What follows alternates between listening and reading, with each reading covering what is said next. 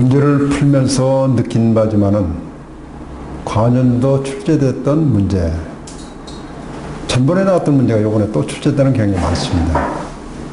그래서 과년도 거를 꼭 챙겨보시고, 그 다음에 이 유기농 기능사 경우는 이 시험 제도, 자격증 제도가 2005년부터 시작이 됐습니다. 연륜이 대단히 짧습니다.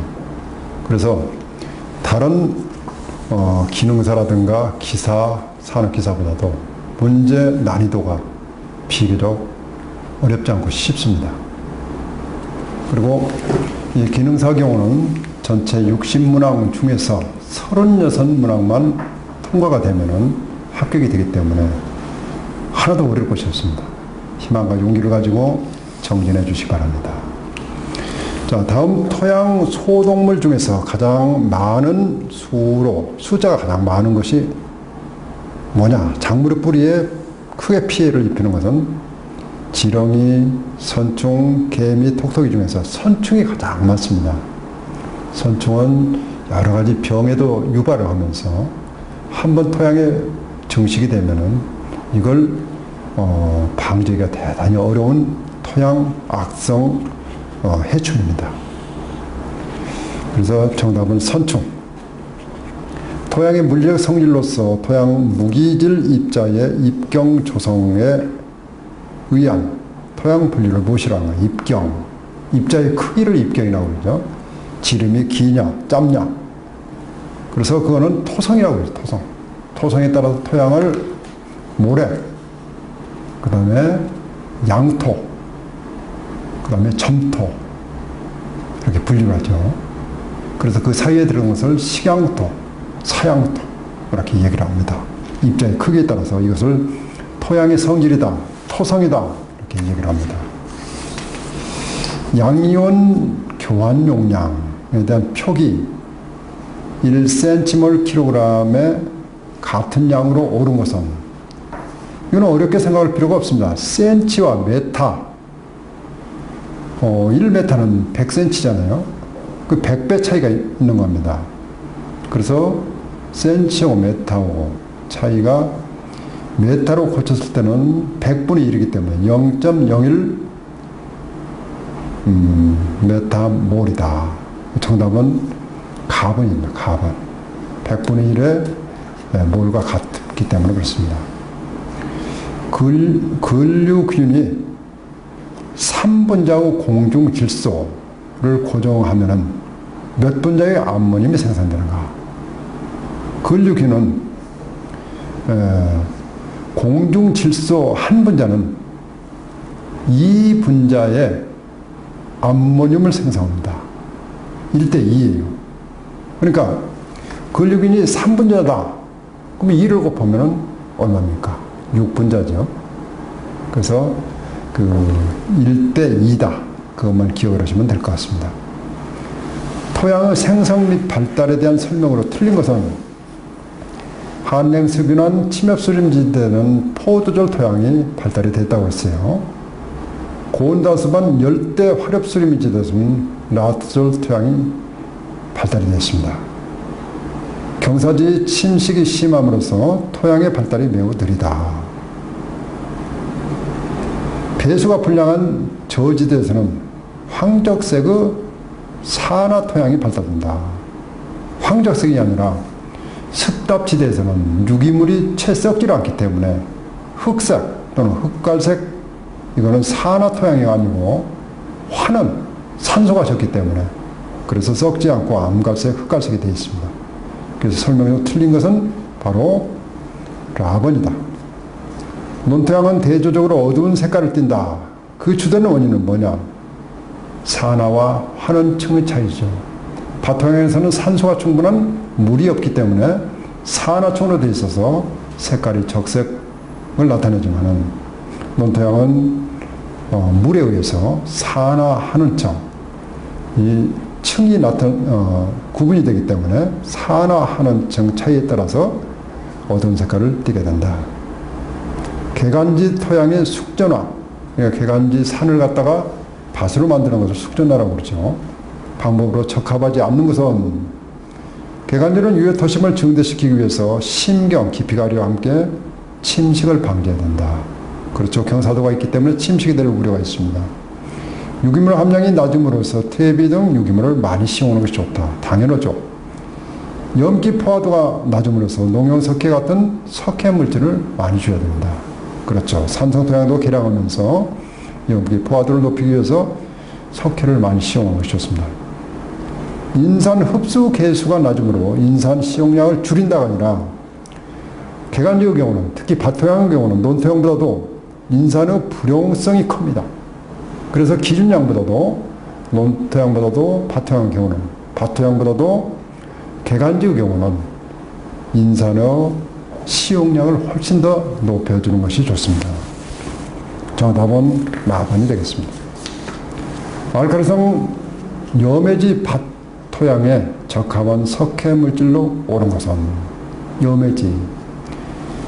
알칼리성 염해지는 토양 자체가 산성이 아니라 알칼리성이라고 전제를 했습니다. 따라서 석회는 알칼리성 물질인데 이걸 갖다가 알칼리성 토양에다가 석회 물질을 그대로 주게 되면은 알칼리가 더 강해집니다. 그래서 작물이 싫어하겠죠. 그래서 석회 대신에 탄산석회라든가 소석회 이런 것보다도 석고는 중성 정도에 해당이 되기 때문에 이런 물질을 주는 것이 좋습니다. 반드시 염해지는 석고를 석회 대신에 시용을 해야 된다. 이것도 꼭 기억을 해 두시기 바랍니다. 토양에 대한 설명으로 틀린 것은 토양은 광물 입자인 무기물과 동식물의 유기체인 유기물 그리고 물과 공기로 구성되어 있다. 토양의 삼상은 고상액상 기상이다. 토양 공기의 양은 물의 양에 비례한다. 자, 삼상 중에 토양 중에 공기가 많이 들어있습니다. 그럼 공기가 많이 들어있기 때문에 공기 대신에 물이 들어갈 공간이 없습니다. 그러니까 공기가 많으면 물 액상이 줄어들고 물이 많게 되면 공기가 들어갈 공간이 줄어듭니다. 따라서 액상과 기상은 반비례 역할을 해요. 반비례. 근데 여기서는 비례를 한다고 했기 때문에 틀린 것은 바로 답번입니다. 강물이나 바닷물의 부영양화를 일으키는 원인 물질로서 가장 거리가 먼 것은 질소전자는 갈리, 3요소가 부영양화에 직접적인 영향이 있습니다. 특히 질소와 인의 경우, N과 P의 경우가 가장 큰 원인을 줍니다. 그렇지만 여기서 제시한 염소 같은 경우는 우리가 수돗물을 먹는데 염소, 크로칼키, 수질을 정화하는 기능이 있습니다. 그래서 부영양하고 관계없는 것은 염소. 포도의 개화와 수정을 방해하는 요인이 아닌 것은 개화, 수정, 방해하는 요인. 온도가 낮다. 개화가 잘 안 되겠죠. 수정이 잘 안 되겠죠. 영양이 부족하다. 이것도 안 되겠죠. 강우, 비가 많이 왔다. 꽃이 제대로 피겠어요? 하지만 도장을 억제한다. 우자라는 것을 억제시킨다. 그럼 과수관리를 잘 하기 때문에 오히려 개화와 수정을 촉진하는 결과가 되겠죠. 억제를 했기 때문에. 정답은 가번. 병의 발생과 병원균에 대한 설명으로 틀린 것은 병원균에 대해서 품종한 반응이 서로 다르죠. 어떤 것은 내병성인 품종이 있고 어떤 것은 이병성인 품종이 있습니다. 진딧물과 같은 해충은 병 발생의 요인이 된다. 그렇죠. 진딧물은 보독성 매개 곤충입니다. 몸에 바이러스라는 물질을 갖다가 저쪽 식물체에 옮겨주기 때문에 이거는 병의 중간 숙주가 되는 것입니다. 환경 요인에 의해서 병이 발생되는 일은 거의 없다. 환경이 중요하죠. 온도가 높다든가 습도가 높다든가 비가 많이 와서 이럴 경우는 병해가 훨씬 증가가 됩니다. 신빛 입마른병, 문고병, 입진물이 마른 경우는 작물 체내에 습도가 96% 이상 되면 바로 발생이 됩니다. 그래서 환경 요인, 이거는 직접적인 연관이 있다. 이렇게 보시면 되겠습니다. 과수재배에서 심경 기피가리 하기에 가장 적절한 시기는 이 문제도 비슷한 문제가 기존 문제에서 출제가 됐습니다. 낙엽기, 생육이 정지가 되어 있기 때문에 수액의 이동이 없는 시기, 이럴 때는 스트레스를 적게 받습니다. 그래서 심겨를 한다든가 전적을 한다든가 밑거름을 시용을 한다든가 이런 시기는 생장이 멈춘 낙엽 시기에 하는 것이 원칙입니다. 일반적으로 돼지의 임신기간은 3개월, 3주, 3일을 플러스하면 114일이에요. 333, 3개월, 3주, 3일. 그 다음에 소 임신기간은 약 280일입니다. 그 다음에 염소는 염소 경우, 양의 경우 152일 정도가 됩니다. 그리고 닭은 계란이 부화하는데 약 21일, 오리는 28일. 그래서 여기 돼지 임신기간은 114일. 작물 또는 과수 등을 재배하는 경작지의 지형적인 요소에 대한 설명을 옳은 것은 경작지가 경사질 때는 토양 유실 정도가 부식질이 많을수록 심하다. 부식이 많으면 유실이 적죠. 과수 수간에는 일소피해, 햇볕이 쬐어가지고 햇볕에서 피해를 보는 거. 과수는 경사 방향에 동양 또는 동남향일 때 피해가 받기 쉽다. 남향일 때 피해를 많이 받죠. 기슭을 제외한 경사지의 과수는 이른 봄에 발화, 개화 시에 상해를 덜 받을 장점이 있다. 옳은 거. 이거는 산기슭을 제외한 경사지의 과수는 이른 봄에 이 분지에 비해서, 분지에서는 설이라든가 상해 피해를 많이 받습니다. 경사지가 적기 때문에 낮은 온도가 바람에 의해서 저쪽으로 날아가기 때문에 피해가 적은 장점이 있습니다. 그래서 대부분의 과수는 이 경사지라든가 산악 지역에서 많이들 갖고 있습니다. 국제유기농업연맹으로 바르게 설명한 것은 유기농연맹, 인터내셔널 퍼드레이션 오브 오르가닉 에그리컬처 모브멘트 IFOAM 국제유기농업연맹입니다. WHO, FAO, WTO는 관계없죠. 보건기구, 식량기구 등등에서 이거는 유기농업연맹이 아닙니다. 그래서 이 유기농업연맹은 1972년도에 창설이 돼서 그대로 유지가 되고 있습니다. 다음 설명의 정의에 해당되는 것은 합성농약, 화학비료, 항생, 항균제를 화학자재를 사용하지 않으거나 그 사용을 최소화하고 농업수산업, 투산업 및 임업부산물의 재활용을 통해서 생태계와 환경을 보존하는 안전농산물을 생산한다. 이건 친환경 농업 육성법의 그 정의 거기에 나와 있는 항목입니다. 작년 6월부터 친환경 농업 육성 및 유기식품 관리 지원에 대한 관리법으로 이렇게 법이 바뀌었다. 이렇게 함께 기억을 해주시기 바랍니다. 벼 종자 소독지 냉소 온탕지법을 실시할 때 가장 알맞는 무리 온도는 55도. 냉소 온탕지 보면 주로 이제 보리에서 많이 까무기병을 방지하기 위해서 냉소 온탕법을 많이 쓰고 있는데 53 내지 55도씨 물에다가 냉수에 담갔던 종자를 갖다가 담궈 가지고 그러니까 찬물에다 담갔다가 더운 물에 담그게 되면은 이것이 부풀려져 가지고 병원군이 거기서 죽게 됩니다. 최근에는 벼에 있어서 키다리병이라는 병이 있습니다. 이것을 방지하기 위해서 유기농업에서 종자 소독은 할 수가 없기 때문에 그 대신에 60도 물에 약 10분 정도 소독을 하게 되면은 키다리병이 방지되는 이런 기술들이 개발이 되고 있습니다. 60도 이상이 되면은 벼가 삶아져 버리기 때문에 생명체가 그대로 소실되기 때문에 좋지 않습니다. 유기농업과 가장 관련이 적은 용어는 관행농법은 기존 농업을 관행농법이라고 합니다. 당연히 생태학적 농업, 자연농업, 친환경 농업은 유기농업과 연관이 있지만은 관행농업은 합성농약이라든가 화학비료를 그대로 시용하는 방법이 되기 때문에 관행농법이 맞습니다. 우렁이 농법에 대한 벼 재배에서 우렁이 방사에 의해 주로 기대되는 것은 우렁이는 주로 유기농업에서는 제초제를 쓸 수가 없기 때문에 풀, 잡초를 억제하기 위해서 오리농법 또는 유기농, 바로 우렁이를 집어넣습니다. 우렁이를 집어넣는데 우렁이는 시바로 1담보당 약 5kg 정도를 벼를 이양하고 나서 약 일주일 정도 경과된 후에 오리나 우렁이를 집어넣습니다. 집어넣게 되면은 이게 우렁이가 식량으로서 잡초를 공격을 해서 이걸 뜯어먹기 때문에 잡초 방지에 효과가 있습니다. 그래서 우렁이는 잡초 방지에 효과가 있다. 호기성 발효 퇴비의 구별 방법으로 거리가 먼 것. 호기성, 산소를 좋아하는 것이 호기성이죠. 호기성은 거리가 먼 것을 택해야 돼요. 냄새가 거의 나지 않습니다. 중량과 부피가 줄어들겠죠.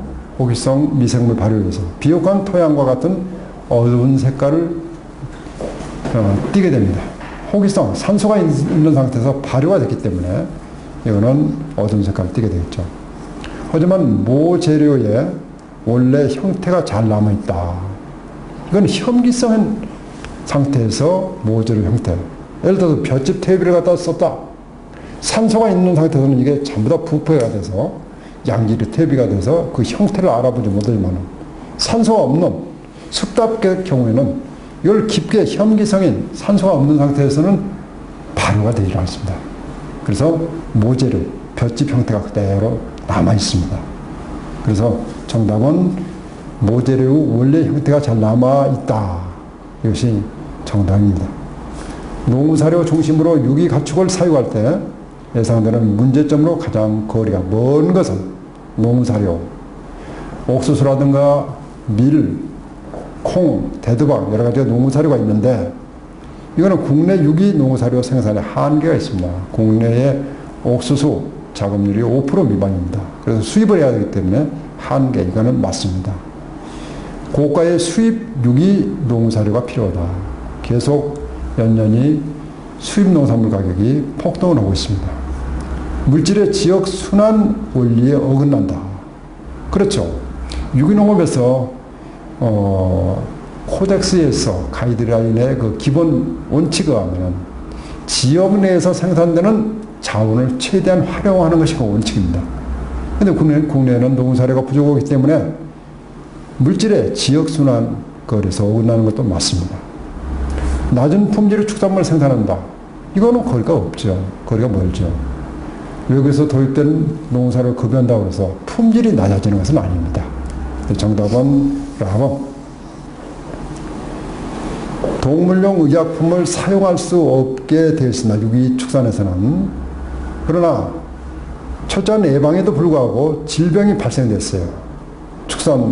유기축산에서. 그랬을 경우 질병이 발생할 경우에 수의사 처방에 따라서 질병을 치료할 수가 있습니다. 전염병이 들어왔는데 당장은 치료를 해야 되겠죠. 유기축산이라 할지라도. 이 경우에 최소한도 어느 정도 기간이 지나야 그걸 도사를 했을 때, 도체를 했을 때 유기식품으로 인정을 받을 수 있느냐. 각종 항생제라든가 치료약 중에 이게 그 휴약 기간이 지정이 되어 있습니다. 얼마 후에 이것을 식품으로 이용할 수 있다. 거기 정해지는 휴약 기간의 2배 이상의 기간을 경과하게 되면 유기축산물로 인정하는 이 유기축산 법률에서 지정되어 있는 내용이 있습니다. 그래서 해당 약품의 휴약 기간에 2배 이상 경과하고 가축을 소사하면은 유기축산물로 판매할 수 있다. 그래서 정답은 4번입니다. 농림수산부에서 유기농업발전기획단을 설치한 시기는 언제냐? 1991년입니다.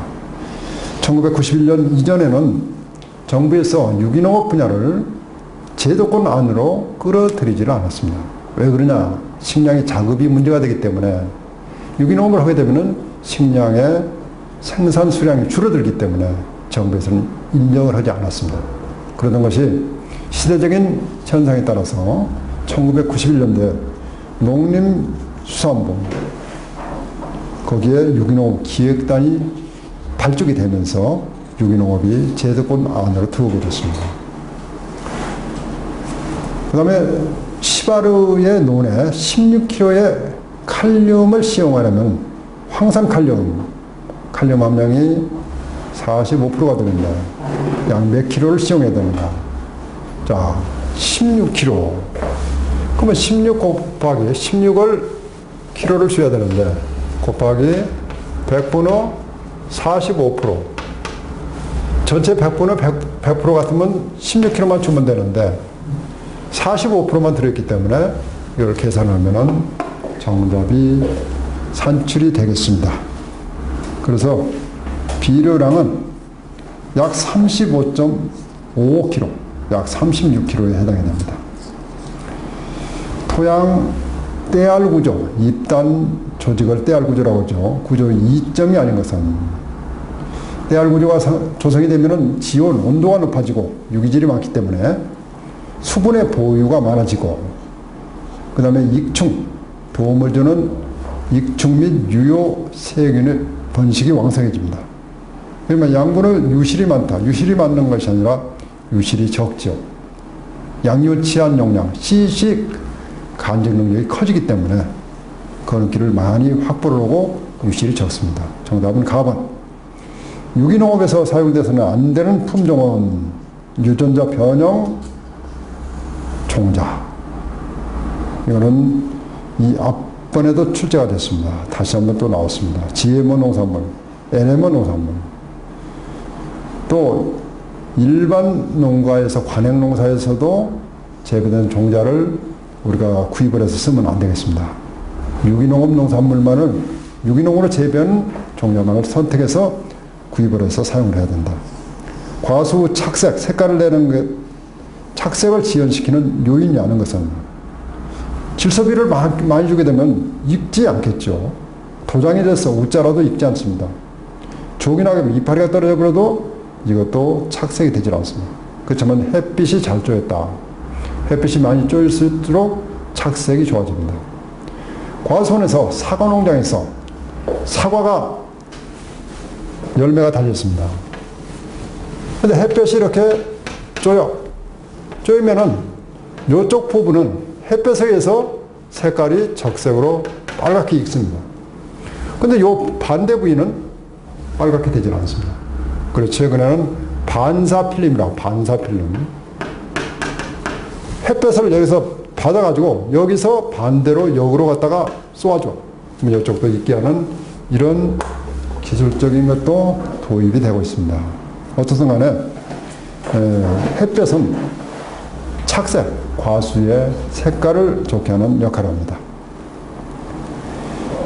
생산력이 우수하던 품종이 재배 연수를 계속 경과함에 따라서 생산력과 품질이 크게 떨어집니다.